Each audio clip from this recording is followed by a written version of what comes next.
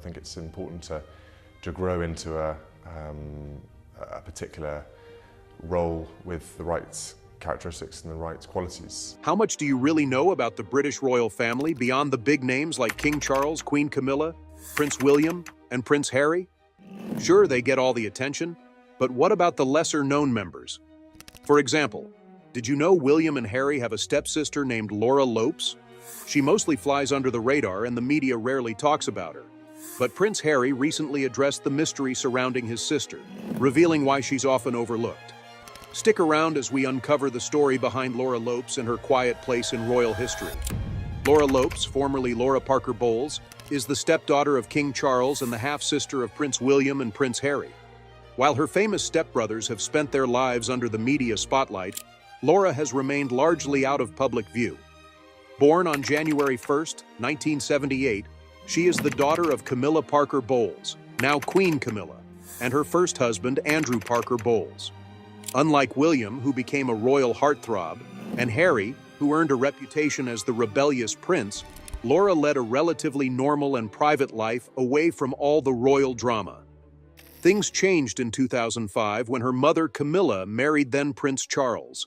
This marriage officially linked Laura and her brother, Tom Parker Bowles, to the royal family. However, despite their new connection to the House of Windsor, Laura never fully stepped into the public eye.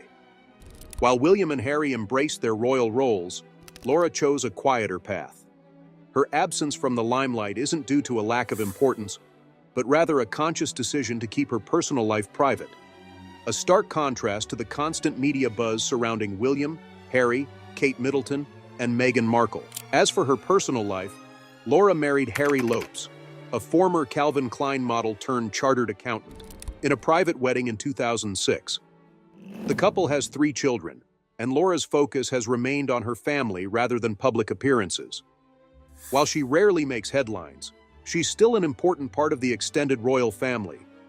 Even if she isn't front and center like her stepbrothers, her brother Tom Parker Bowles once spoke about their distant relationship with the firm, as the royal family is often called. In an interview with Good Morning Britain, he joked that he and Laura have always felt like the common children on the side.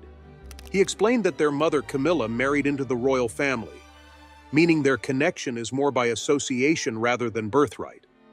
This might explain why Laura and Tom have remained on the fringes of royal life, while William and Harry continue to dominate the headlines.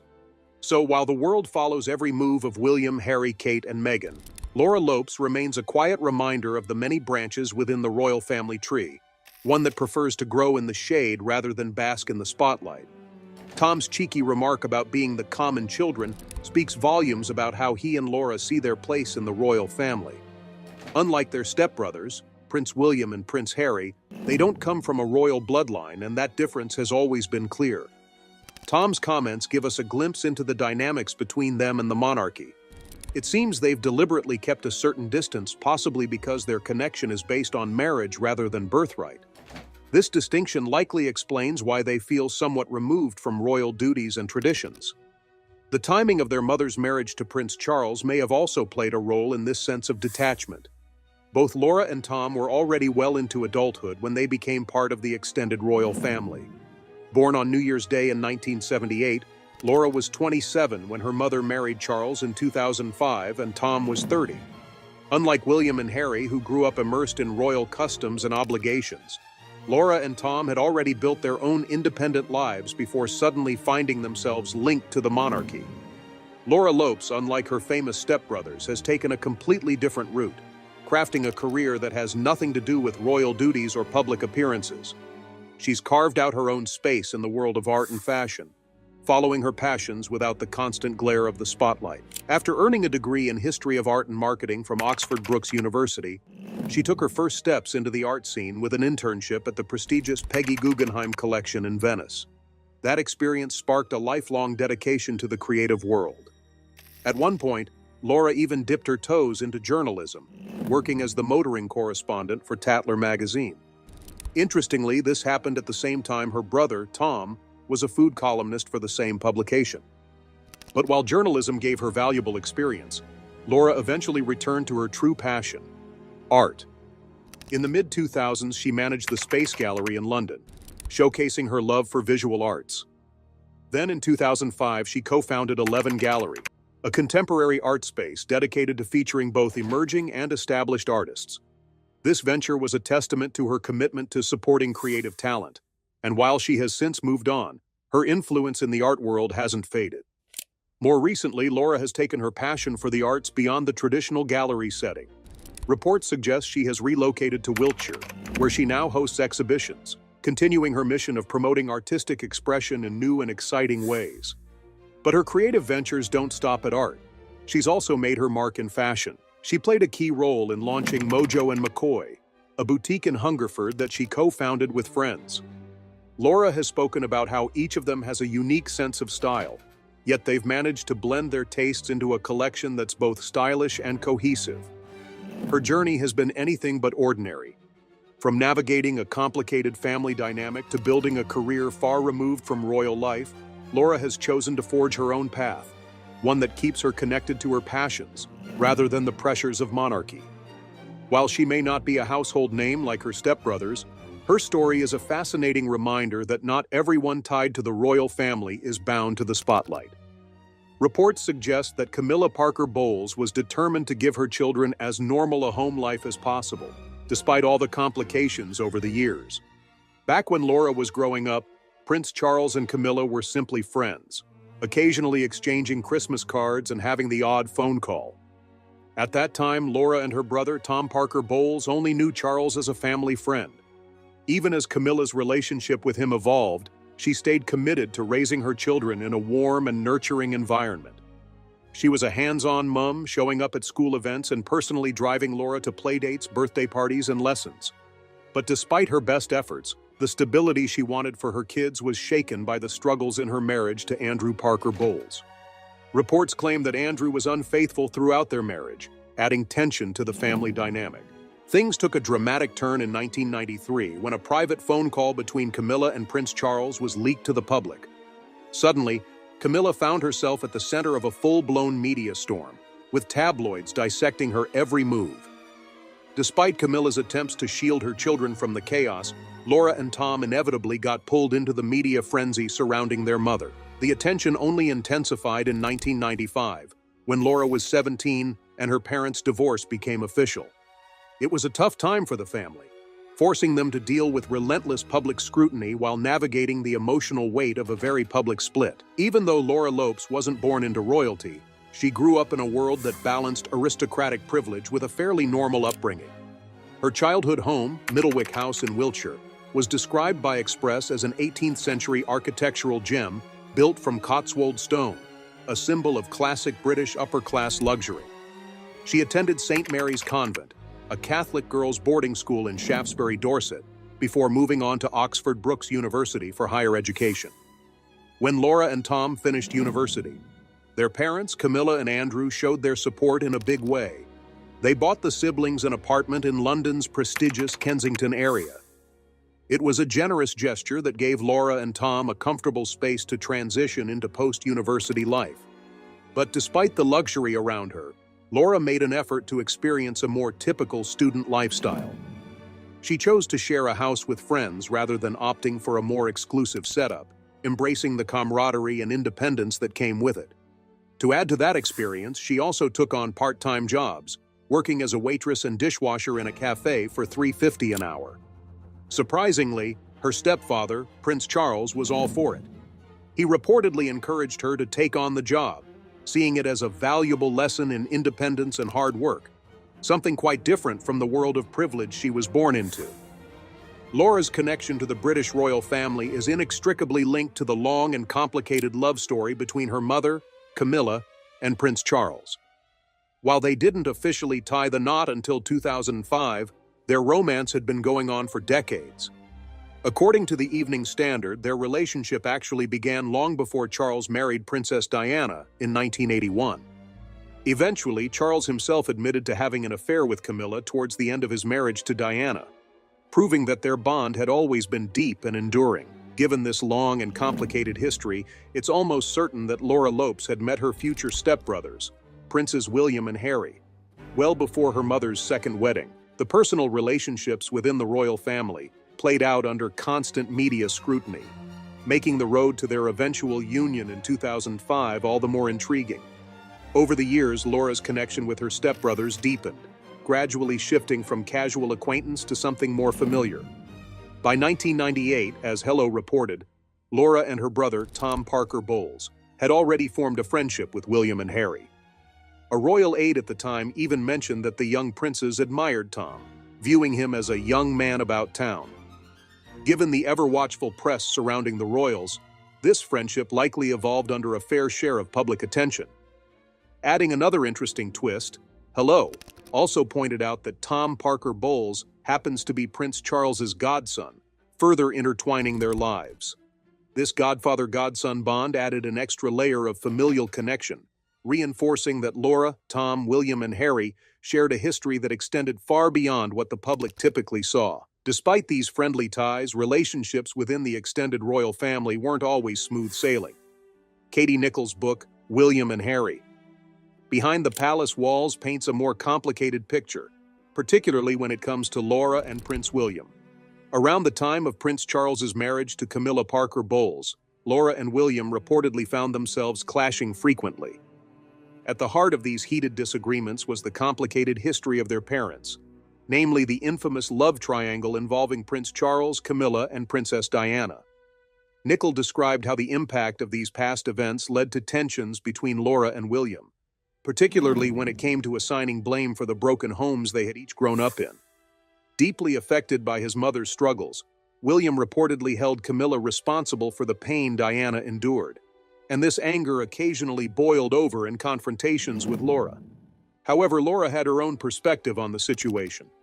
Rather than accepting William's version of events, she pushed back, refusing to let her mother take the full weight of the blame. According to Nicholl, Laura viewed Charles as the one responsible for her family's turmoil. She reportedly didn't hesitate to fire back at William when the topic arose, bluntly telling him, "Your father has ruined my life." These tense moments provide a glimpse into the raw emotions and personal conflicts within the royal family. Despite their titles and status, they weren't immune to the kind of pain, anger, and fractured relationships that many families experience in the wake of divorce and scandal. The wounds caused by these complicated entanglements weren't just tabloid fodder. They were real, deeply personal struggles that affected them all. However, time has a way of smoothing over even the roughest edges. The early friction between William and Laura eventually gave way to a more harmonious dynamic as they both moved past the resentment tied to their parents' pasts. In William and Harry, Behind the Palace Walls, Nicholl notes that as they let go of their grievances, their relationship improved significantly. Instead of dwelling on past conflicts, they found common ground and began to develop a more positive connection. This shift towards reconciliation was further echoed in reports from Social Gazette, which highlighted how William and Laura grew closer as they gradually accepted Camilla's presence in their family. With the weight of old resentments lifted, their step-sibling relationship evolved into something far more amicable, proving that even in the most high-profile families, time and understanding can mend old wounds. The acceptance of Camilla by the royal brothers seems to have played a crucial role in creating a more harmonious family dynamic. In Harry, Conversations with the Prince, author Angela Levin delves into Prince Harry's perspective on his stepmother. He made it clear that Camilla is far from the wicked stepmother stereotype, instead describing her as a wonderful woman who has brought genuine happiness to their father, Prince Charles. This recognition of Camilla's positive influence, and the subsequent acceptance by both William and Harry, appears to have been a turning point. As Town & Country noted, once the brothers acknowledged that their father was truly happy, the tension between them and their step-siblings eased, paving the way for a much friendlier relationship.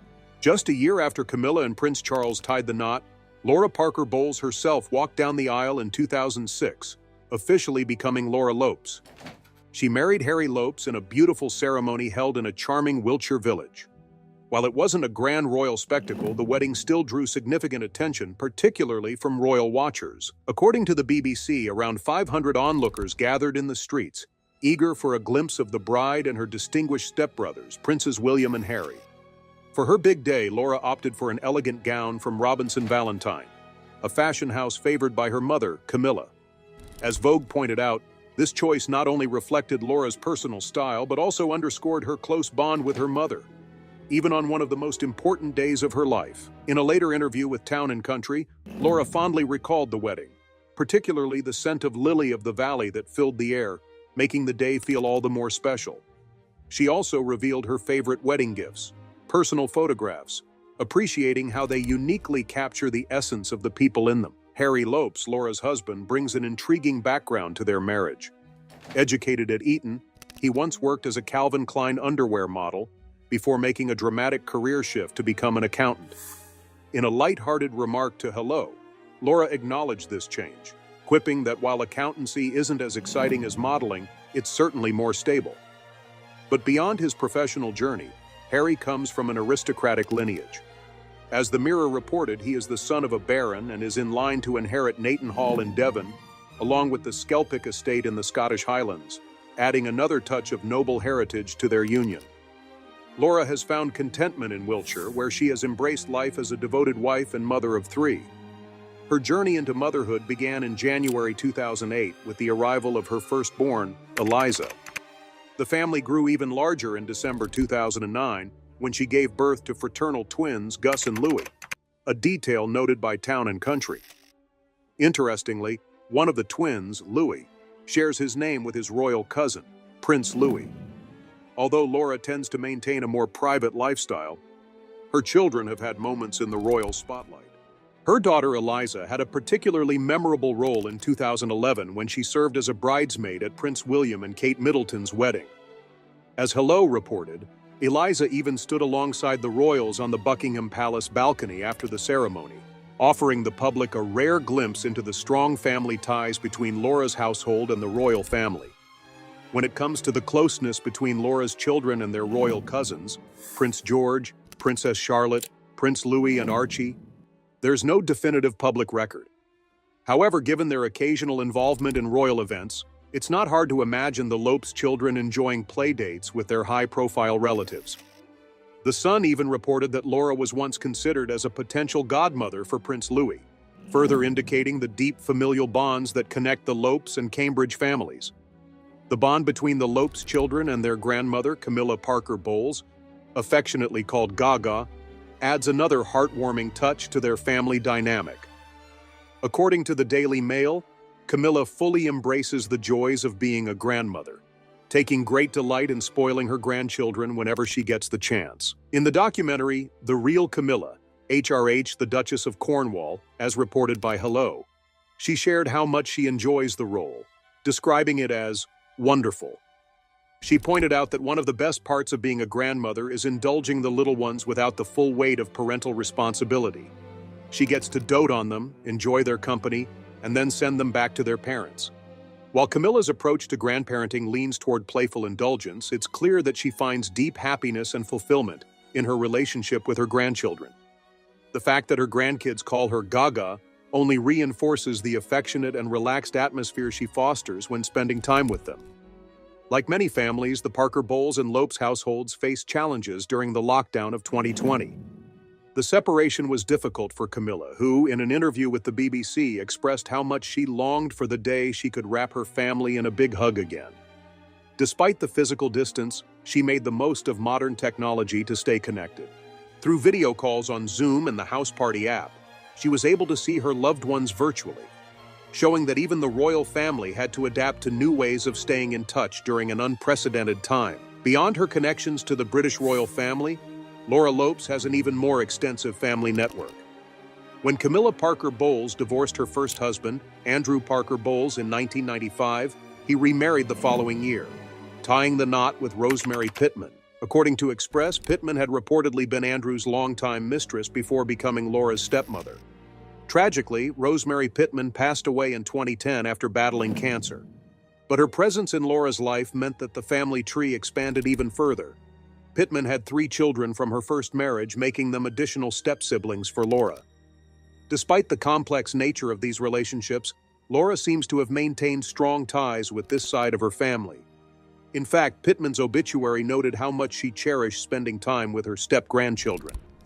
As quoted by the Daily Mail, one of her sons shared that she was overjoyed to have been able to celebrate Christmas with her extended family, particularly Laura's twin boys Louis and Gus, who were born on New Year's Eve in 2009. This heartfelt recollection suggests that Laura has been able to cultivate and nurture meaningful relationships with her step-siblings on both sides of her family. Her ability to navigate these intricate familial connections highlights not only the complexity of blended families, but also the warmth and closeness that can exist despite unconventional family structures. As of 2020, Laura Lopes does not hold any official royal titles, even though her mother became the Duchess of Cornwall upon marrying Prince Charles in 2005. However, her current title-free status does not necessarily mean that will always be the case. Express has speculated that Charles may consider bestowing titles upon his stepchildren when he ascends to the throne. If that were to happen, Laura's position within the royal hierarchy could shift significantly.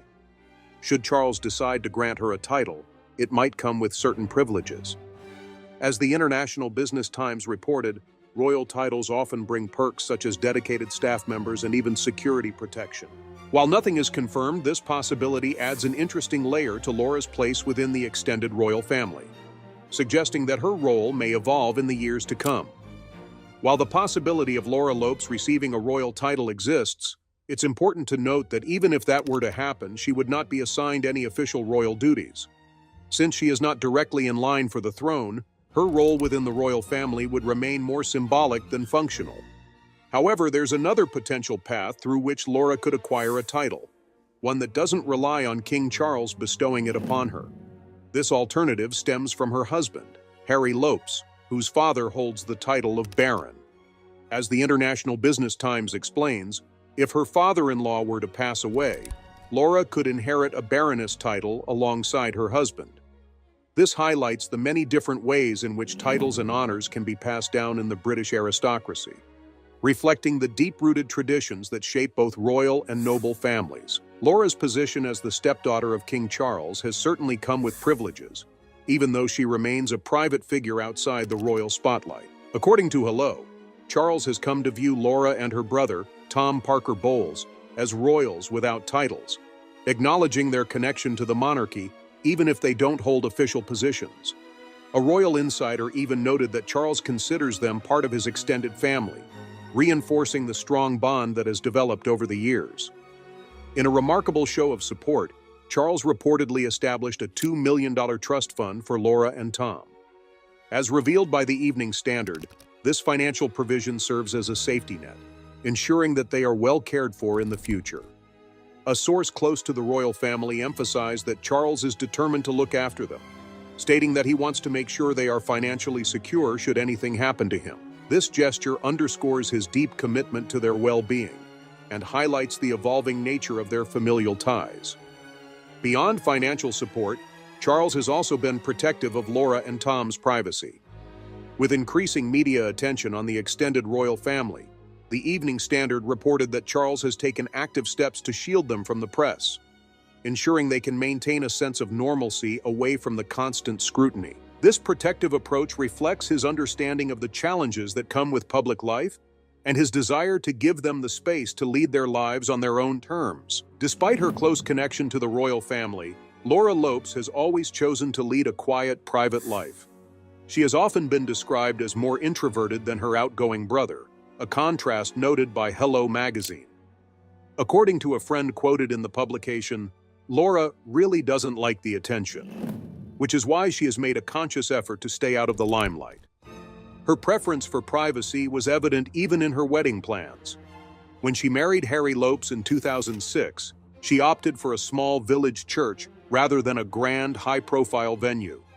A local pub owner in the area, as reported by the Daily Mail, remarked that Laura's decision to marry in a familiar and unassuming setting reflected her down-to-earth nature. It's nice that she can still be herself and not be bothered in the village.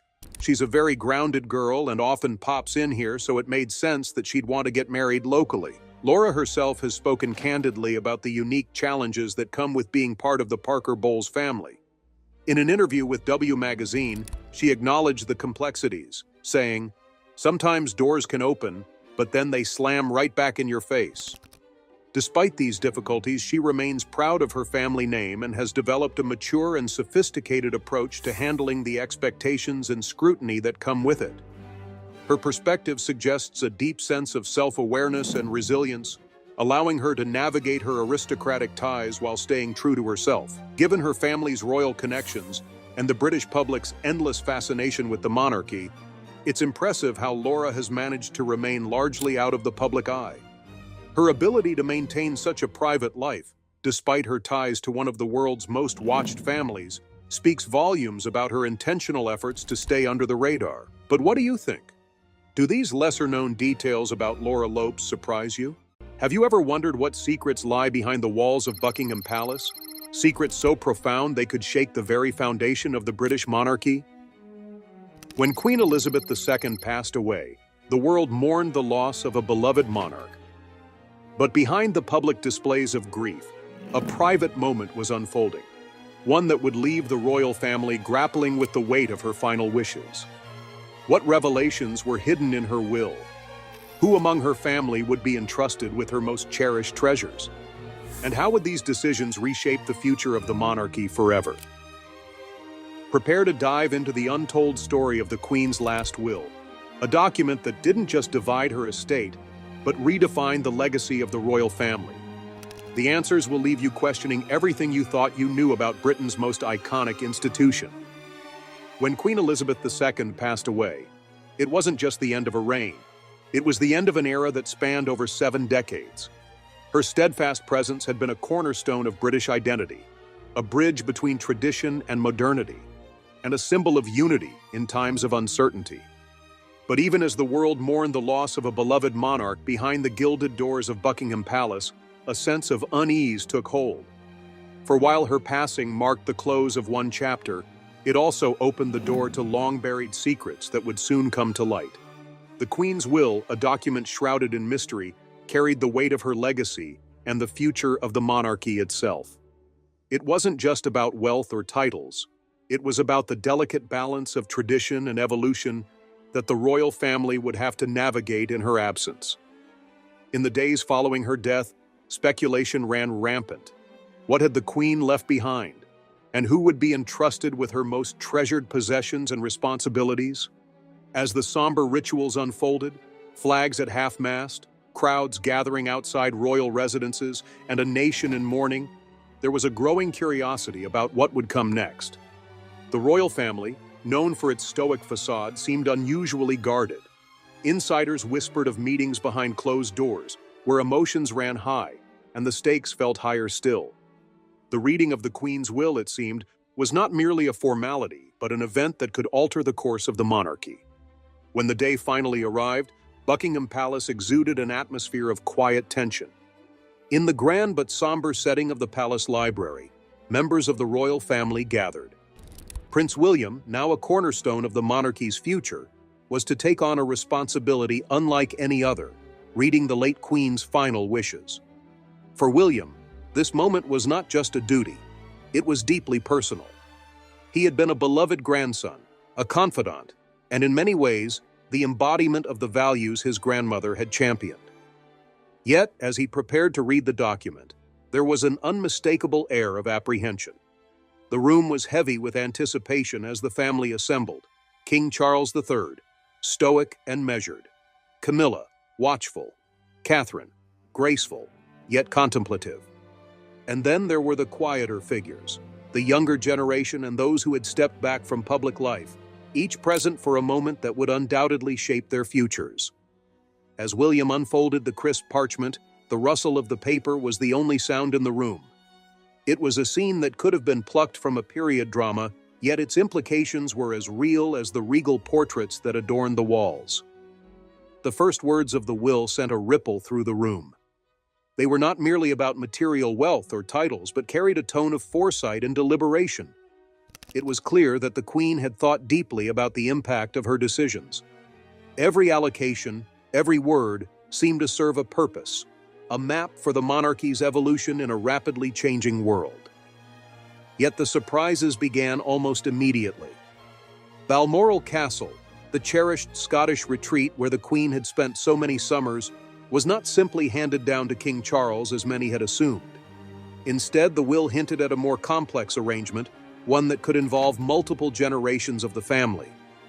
The implications of this decision were staggering. For Charles, it was a reminder that his mother's vision extended far beyond his reign. For William, it was the first inkling that his role as future monarch would carry responsibilities unlike any before him. The murmurs in the room grew louder as other details emerged. Some of the Queen's personal treasures, items with deep sentimental and historical value, were to be allocated to family members outside the direct line of succession. It was a decision that underscored her commitment to unity, but also one that raised eyebrows. These were not ordinary inheritances. They were pieces of history, imbued with meaning and memory. As William continued, his voice steady but his eyes betraying the weight of the moment, the family listened intently. For some, the revelations brought smiles of recognition, while for others, there were furrowed brows and silent exchanges. What was clear, even in these early moments, was that the Queen's will was not just a document but a message, a final act of leadership that sought to preserve the monarchy while adapting it to an ever-evolving society. The anticipation in the room was palpable. This was only the beginning, yet the ripples of what had been revealed were already spreading. William paused, taking a breath as he prepared to delve deeper into the contents of the will. What lay ahead would not only reshape the family's immediate future but also raise profound questions about their place in the world. The air in the room seemed to grow heavier with every word William read. The Queen's will was proving to be far more than a straightforward list of inheritances. It was a tapestry of intentions, a carefully constructed map of her hopes for the monarchy's future. Yet, it was not without its surprises. Even those closest to her could not have anticipated the extent of her foresight or the weight of the decisions she had left behind. One of the earliest revelations centered around Balmoral Castle, a place steeped in personal and historical significance. It had been more than just a royal residence. It was a sanctuary where the Queen had shared cherished moments with her family, away from the prying eyes of the public. But as William read on, it became clear that Balmoral would not simply be handed down to King Charles as many had assumed. Instead, the will detailed a more intricate arrangement, one that hinted at a shared responsibility among multiple family members. This decision, while pragmatic, raised immediate questions. Was it a gesture of unity, or was it a strategic move to safeguard the estate's legacy? Sandringham, too, emerged as a focal point. The Norfolk estate, famous for hosting the royal family's Christmas celebrations, had been a cornerstone of their traditions for generations. Yet the Queen's will suggested a shift. Rather than passing directly to the next monarch, it seemed that Sandringham might play a different role in the family's future. The exact details were still unfolding, but the implications were profound. These were not just houses or pieces of land, they were symbols of continuity, places where the monarchy's history and future intersected. As William continued, the focus shifted to the Queen's financial legacy. For years, her wealth had been a subject of speculation. While the Crown Estate and the Duchy of Lancaster were well-documented sources of royal income, her personal fortune remained shrouded in mystery. Investments, private collections, and discreet business ventures had quietly amassed impressive wealth. Now, for the first time, the extent of her financial holdings was laid bare. Yet it wasn't just the scale of her fortune that caught the family off guard, it was the way it was to be distributed. The Queen's will revealed an emphasis on balance, ensuring that wealth was allocated in a way that reflected her commitment to both tradition and adaptation. Some family members would inherit shares of her private investments, while others were entrusted with managing her personal art collection. The reasoning behind these choices was clear. The Queen wanted her legacy to endure, not just through her heirs, but through the preservation of culture and history. The art collection in particular sparked murmurs around the room. It included works by renowned masters like Rembrandt and Vermeer, pieces that had not been part of the Crown's holdings but had been privately acquired over the years.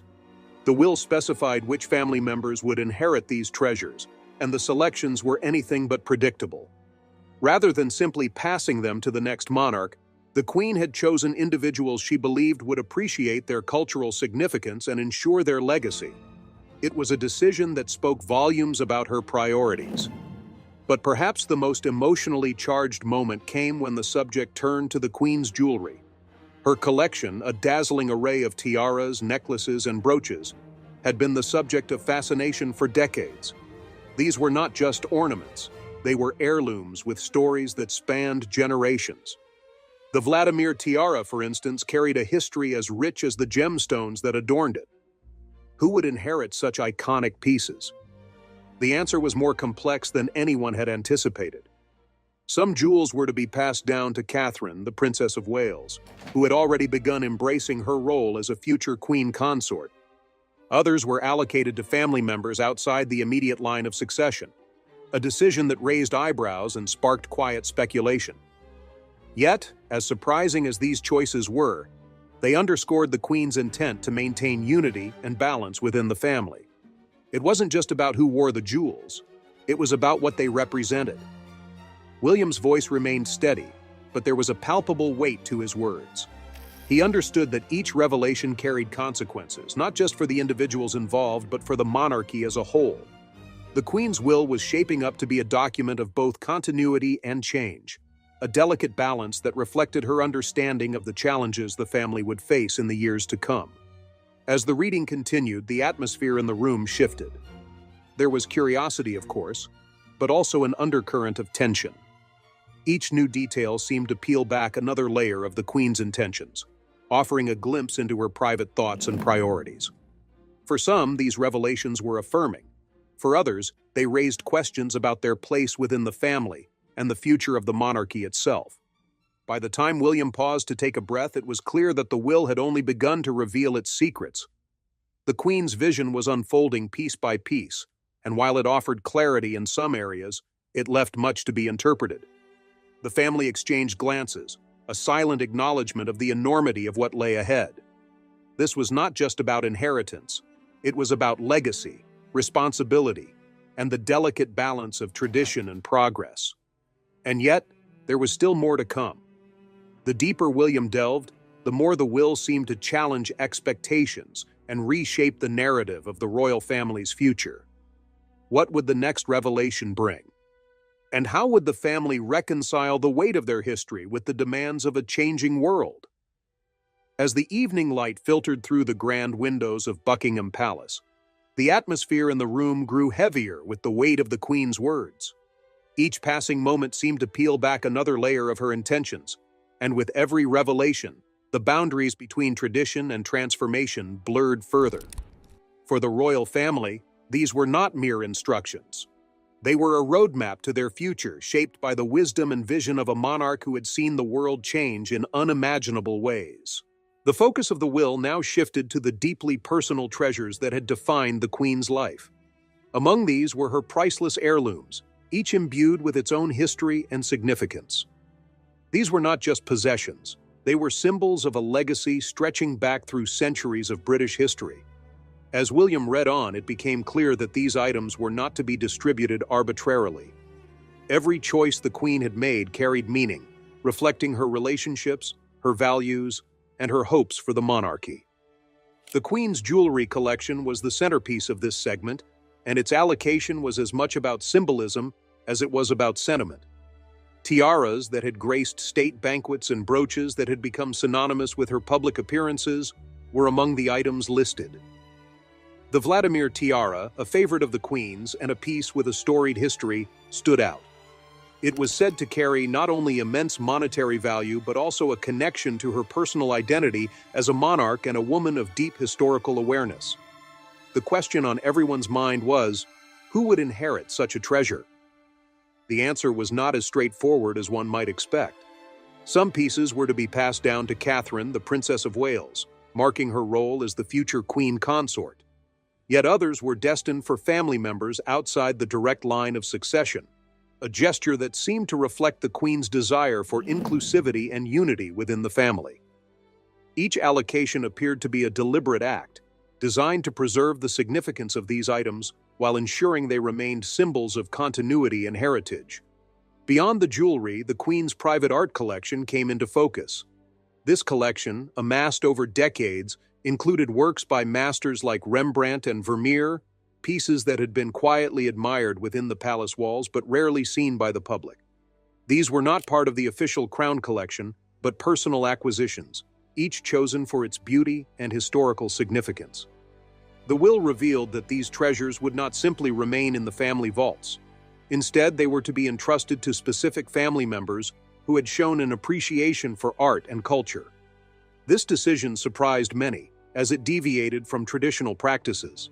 Rather than consolidating these treasures under the authority of the reigning monarch, the Queen had chosen to distribute them more widely, ensuring their cultural and historical value would be appreciated by future generations. It was a move that spoke to her understanding of the evolving role of the monarchy in a modern world. These pieces were not just reminders of the past, they were tools to shape the future, a legacy that extended beyond the walls of Buckingham Palace. Yet even as these revelations unfolded, the atmosphere in the room was far from celebratory. There was a quiet tension, an unspoken acknowledgement of the challenges these decisions might bring. While some family members welcomed their inheritances with gratitude, others exchanged furtive glances, their expressions betraying a mix of surprise and unease. For them, the will was not just a set of instructions. It was a reflection of where they stood in the Queen's eyes and their place in the ever-shifting dynamics of the royal family. Among the most poignant moments was the mention of smaller, deeply personal items, letters, photographs, and mementos that carried sentimental value far beyond their material worth.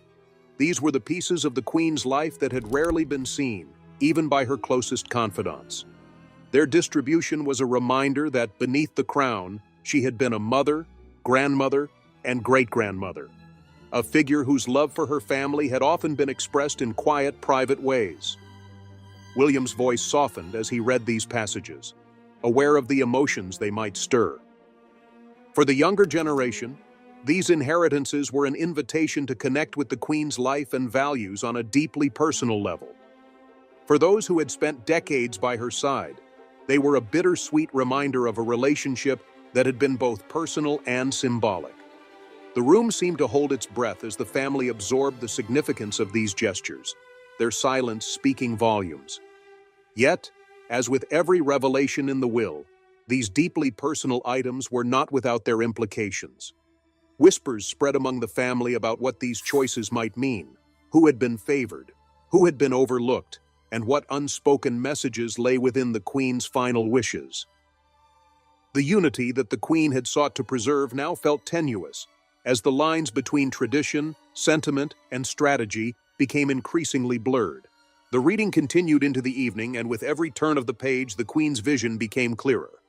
She had sought to balance the weight of history with the need for progress, ensuring that her legacy would endure not only through her heirs but also through the values and traditions she had championed. Yet the deeper William delved, the more it became apparent that this was no ordinary inheritance. The Queen's final act of leadership was as complex and multifaceted as the reign she had overseen, and its impact would reverberate through the family and the monarchy for years to come. The mood in the room shifted as the will began to address matters of an even more personal nature, venturing into the territory of family relationships and the legacies they carried.